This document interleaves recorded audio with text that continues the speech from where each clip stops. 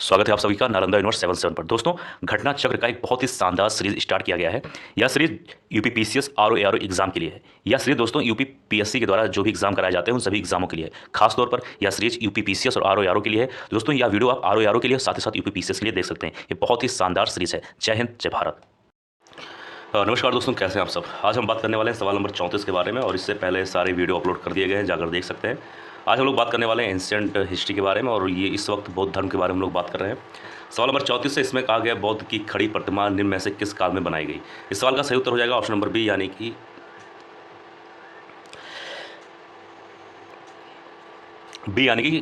कुषाण काल में। ठीक है, कुषाण काल में गांधार एवं मथुरा कला शैली के तहत बुद्ध की ये सारी मूर्ति या फिर प्रतिमा जो है बनाई गई। ठीक, प्रश्न नंबर 35 में कहा गया है कि भूमि स्पर्श मुद्रा की सारनाथ बुद्ध मूर्ति संबंधित है। इस सवाल के बारे में बात करें तो इस सवाल का सही उत्तर हो जाएगा ऑप्शन नंबर डी, यानी कि गुप्त काल से। ठीक है,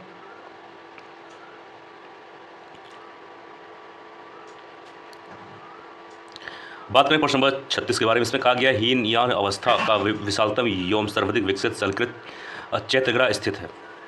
सवाल नंबर 36 का सही उत्तर हो जाएगा ऑप्शन नंबर सी, यानी कि कार्ले में। ठीक है, तो हीनयान अवस्था का विशालतम एवं सर्वाधिक विकसित सलकृत जो है चैत्यग्रह कार्ले में स्थित है, या पुणे यानी कि महाराष्ट्र के मानो तालुका में स्थित है। ठीक है, तो ये सब चीज़ आपको मालूम होना चाहिए। बात करेंगे प्रश्न नंबर 37 के बारे में। इसको थोड़ा जूम कर लेते हैं। 37 में कहा गया निम्नलिखित में से किस सलकृत गुफा में 11 सिरों के बौद्धस्तु का अंकन मिलता है। तो प्रश्न नंबर 37 की बात करें तो इस सवाल का सही उत्तर हो जाएगा ऑप्शन नंबर सी, यानी कि कन्हेरी। ठीक है,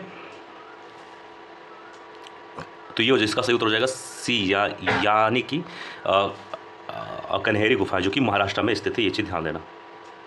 प्रश्न नंबर 38 है, इसमें कहा गया कि वल्लभी विश्वविद्यालय स्थित था। तो प्रश्न नंबर 38 की बात करें तो इस सवाल का सही उत्तर हो जाएगा ऑप्शन नंबर डी, यानी कि गुजरात में। तो प्राचीन काल का वल्लभी विश्वविद्यालय हीनयान बौद्ध धर्म की शिक्षा का पश्चिमी भारत का प्रमुख केंद्र था। ठीक है, बात करेंगे प्रश्न नंबर 39 के बारे में। एक मिनट। प्रश्न नंबर 39 में ये कहा गया है कि भगवान बुद्ध ने निम्नलिखित 4 आर सत्यों का प्रतिपादन किया। नीचे दिए गए कूट का प्रयोग करके उन्हें सही क्रम में रखिए। क्या कहा गया? सही क्रम में रखिए। अब आइए इसका उत्तर जानते हैं। आप लोग इसका 4 पॉइंट देख सकते हैं, ए बी सी डी। ठीक है, अब इसका उत्तर जानते सही उत्तर होगा क्या। अगर इसके सही उत्तर की बात करें दोस्तों, इसका सही उत्तर हो जाएगा ऑप्शन नंबर ए, यानी कि ए डी बी सी। यानी कि इसका अगर हम लोग सही क्रम के बारे में बात करें तो इसका सही उत्तर हो जाएगा ए डी बी सी। यानी कि ए यानी कि दुख है, फिर दुख का कारण, फिर दुख का निरोध, फिर हो जाएगा दुख निरोध का मार्ग। ठीक, बात करेंगे प्रश्न नंबर दोस्तों 40 में कहा गया बौद्ध तथा जैन दोनों ही धर्म विश्वास करते थे। इस सवाल का सही उत्तर हो जाएगा ऑप्शन नंबर ए, यानी कर्म तथा पुनर्जन्म के सिद्धांत।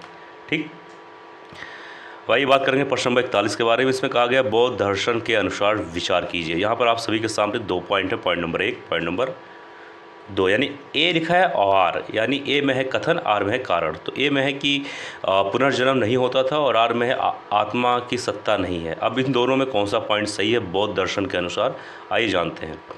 अब उत्तर की बात करें दोस्तों तो इसका सही उत्तर हो जाएगा ऑप्शन नंबर डी, यानी कि ए गलत है किंतु आर सही है।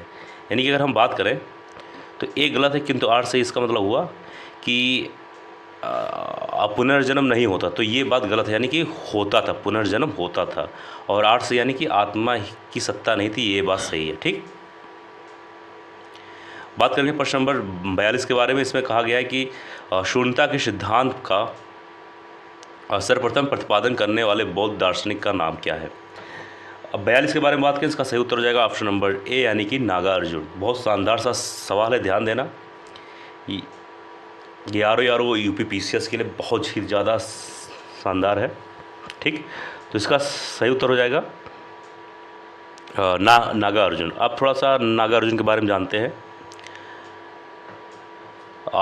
अब माध्यमिक या शून्यवाद मत के प्रवर्तक नागार्जुन हैं, जिनकी प्रसिद्ध रचना है माध्यमिक कारिका। ठीक है, इसे सापेक्षवाद भी कहा जाता है, जिसके अनुसार प्रत्येक वस्तु किसी न किसी कारण से उत्पन्न हुई है, वह उन पर निर्भर है। ठीक है, तो ये चीज़ ध्यान देना, क्योंकि ये भी इम्पोर्टेंट सवाल है।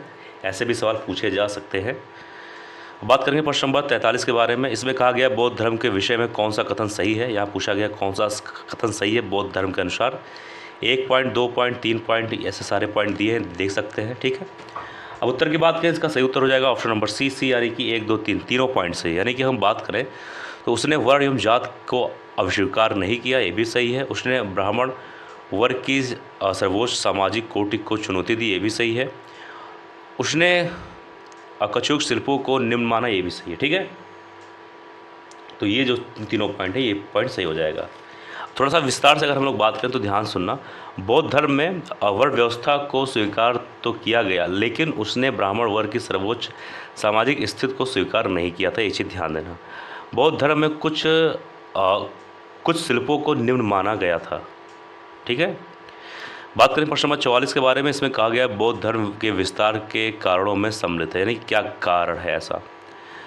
अब इसके उत्तर के बारे में बात करें तो इसका सही उत्तर हो जाएगा ऑप्शन नंबर सी यानी कि 1, 2, 3, 4, यानी कि 1, 2, 3, 4 यानी कि 4 पॉइंट सही है। यानी कि अगर हम बात करें तो पहला है धर्म की सादगी, ये भी सही है। दूसरा है दलितों के लिए विशेष अपील, ये भी सही है। और तीसरा है धर्म की मिशनरी भावना, ये भी सही है।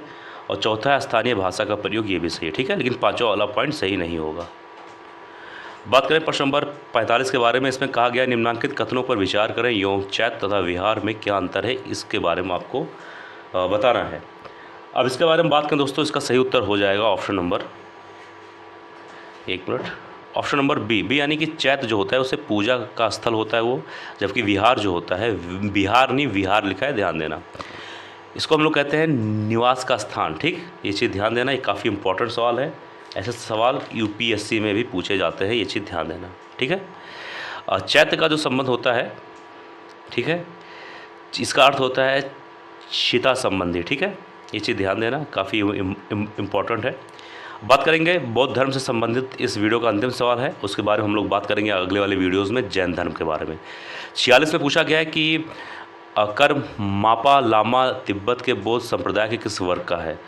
अब इसके बारे में बात करें दोस्तों, इसका सही उत्तर हो जाएगा ऑप्शन नंबर बी यानी कि अकंग यूपा। ठीक है, ये बी ऑप्शन यहाँ होना चाहिए था, सी यहाँ होना चाहिए था, कोई बात नहीं, पीडीएफ बनाते वक्त ऑप्शन थोड़ा ऊपर नीचे हो गया है। तो इसका सही उत्तर क्या हो जाएगा ऑप्शन नंबर बी यानी कि अकंग यूपा। ठीक है, तो दोस्तों यह था आज का वीडियो। मुझे उम्मीद है वीडियो पसंद आया होगा। किसी सवाल में कोई डाउट हो, कोई चिंता सवाल में हो तो कमेंट बॉक्स में लिख देना, और मिलते हैं किसी और वीडियो में। जय हिंद, जय भारत।